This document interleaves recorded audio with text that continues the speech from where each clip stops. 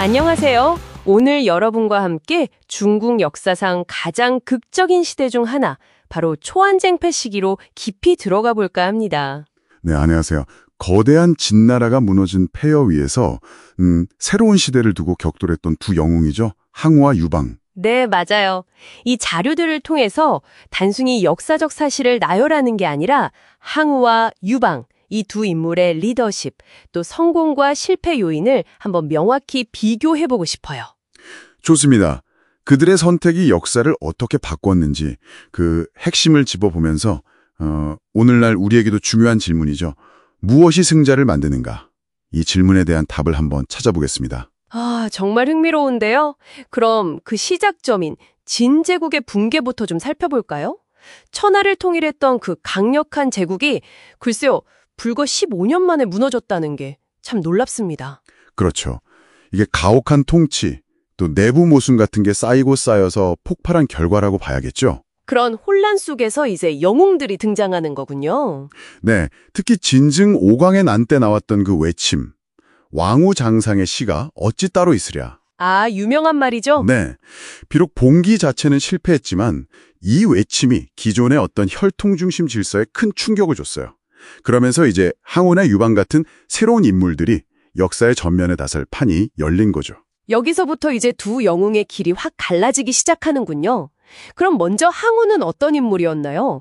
자료 보니까 초나라 명문 귀족 출신이고 힘이 엄청났다고요. 역발산 기계세. 맞습니다. 산을 뽑고 세상을 덮을 기계.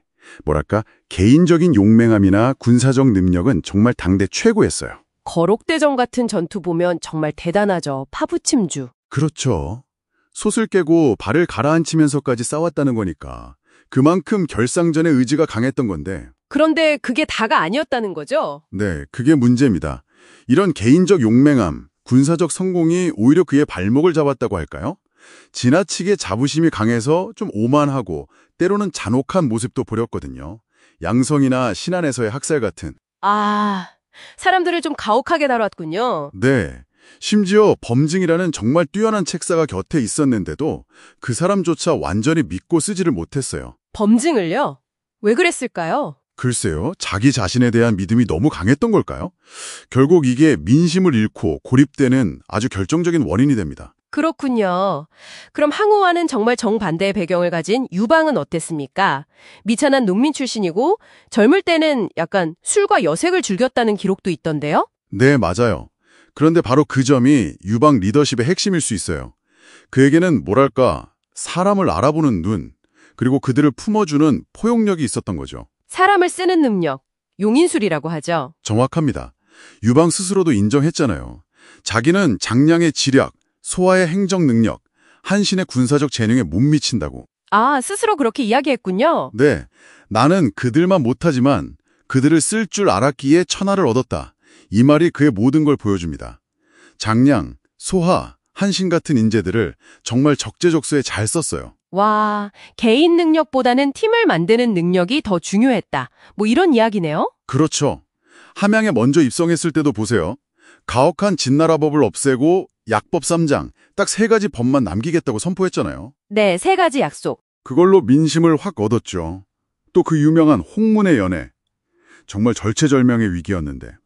거기서 목숨을 건질 뻔했죠. 네, 그걸 아주 기지넘치게 정치적으로 잘 풀어냈어요. 그 홍문의 연애, 정말 두 사람의 스타일이 극명하게 드러나는 장면 같아요. 맞습니다. 유방은 아주 계산된 겸손함으로 항우의 그 패자로서의 자존심, 명예욕, 이런 걸 살살 건드려주면서 위기를 넘겼죠. 범증은 유방의 위험성을 알아보고 제거해야 한다고 계속 주장했다면서요? 네, 범증은 간파했어요. 하지만 항우는 뭐랄까, 유방의 연기, 또 장량의 임기응변에 그냥 넘어가 버린 거죠.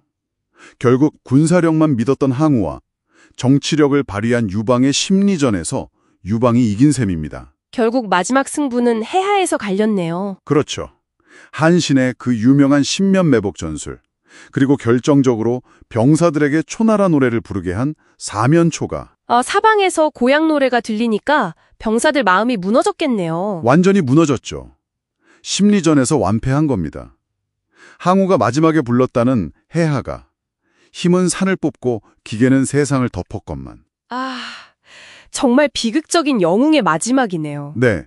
하지만 이건 단순히 군사적으로 져서 그런 게 아니에요.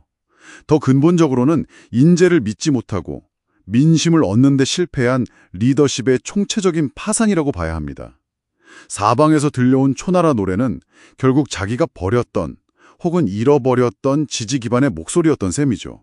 아, 의미심장하네요. 그런데 이야기가 여기서 끝이 아니잖아요. 천하를 통일한 유방도 결국 네, 평화가 오니까 함께 싸웠던 공신들을 제거하기 시작하죠. 그 유명한 토사구팽. 토끼 사냥이 끈다면 사냥개를 삼는다. 참 무서운 말이에요. 그렇죠. 특히 한신처럼 정말 뛰어난 공신이 그렇게 숙청당한 걸 보면 권력의 속성이 참 냉혹하다는 걸 느끼게 되죠. 왜 그랬을까요? 배신이 두려워서? 그것도 있었겠지만 제국을 안정시키려면 강력한 공신 세력을 좀 정리할 필요가 있다고 판단했을 겁니다. 어찌 보면 안정적인 중앙집권 체제를 만들기 위한 냉혹한 정치적 결단이었던 거죠. 자, 오늘 우리가 함께 살펴본 이 자료들을 통해서 초안지의 핵심을 정리해 본다면요. 결국 개인의 무력이나 귀족적 명예 이런 걸 중시했던 항우가 사람을 얻고 민심을 중요하게 생각하고 또 현실적인 정치 감각을 발휘했던 유방에게 패배한 과정, 이렇게 요약할 수 있겠네요. 네. 그리고 유방의 승리가 단순히 한 왕조의 시작을 넘어 그 이후 400년 한나라 역사의 기틀이 되었고 오늘날 우리가 쓰는 한족이나 한자 같은 중국 문화의 정체성 형성에도 큰 영향을 미쳤다는 거군요. 그렇습니다.